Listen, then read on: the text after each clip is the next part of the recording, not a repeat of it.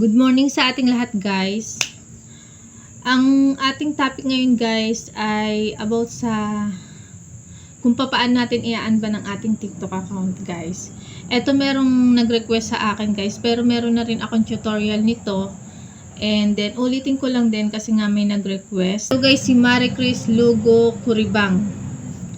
Ang kanyang comment, guys, Ma'am, paano po i-unban ang TikTok account? Naka-permanently ban po kasi ang TikTok ko. Pa-help naman po. Salamat po, ma'am. So, ayan guys, ang gagawin natin ng tutorial ngayon. Paano nga ba natin i-unban ang ating TikTok account kung ito ay permanently naka-ban? So, ibig sabihin guys, hindi natin ma-open or ma-login, wala na tayong access sa ating TikTok account. Bago ang lahat guys, kung ikaw ay napadaan lang or bago lang dito sa aking channel, don't forget to subscribe, syempre like mo na rin, at hits the bell button sa baba, ayan, para lagi kang updated sa aking mga latest upload. Okay guys, mag-umpisa na tayo. Let's start. Hanapin lang natin si Chrome guys. Ay, nasa na yun? Ito. So, ito guys. So, pindutin lang natin yan. Then, punta lang tayo dito sa ito guys. Use without an account. Click lang natin to. Then, tong more. Tapos, tong got it. Then, dito sa search bar. Dito guys, sa search bar. Ayan, ito.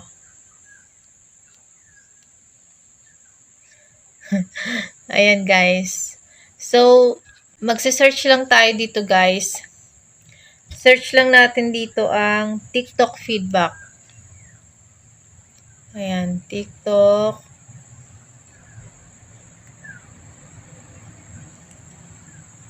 Ito, may lumabas na. So, click natin to guys, itong lumabas. Then, itong una guys na lumabas, itong TikTok, tapos report a problem, itong kiklik natin, pindutin natin yan. So, ayan. Click lang natin itong guys, itong box, itong select an option. Ayan, click lang natin yan. Tapos, itong general account inquiry. Ayan, pindutin natin. Tapos, dito naman guys sa category, piliin lang natin dito ang ito guys, itong ban account. Tapos, lagay nyo dito ang username nyo. Diyan, dito. And dito, ilagay nyo lang ang inyong email.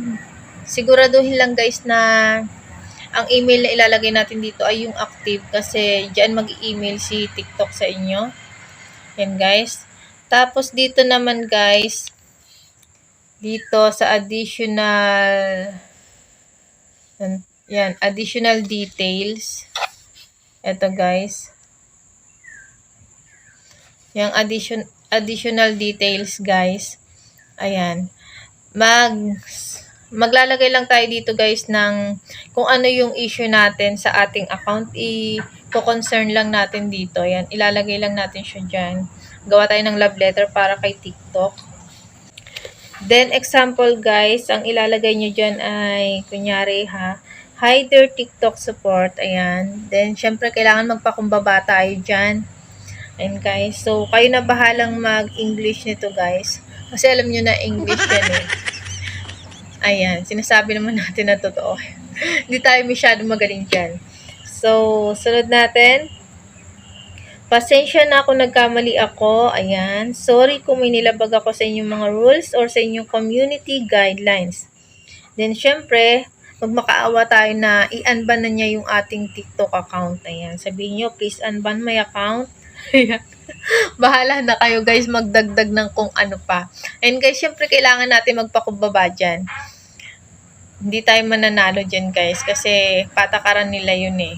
Kung talagang nakita nila na minilabag ka, so mapaparasahan ka talaga. Kaya kailangan magpakumbaba tayo dyan guys. Dito guys sa attachments, optional lang naman ito. Pero kung meron kayong ilalagay, na screenshots about din sa issue ninyo.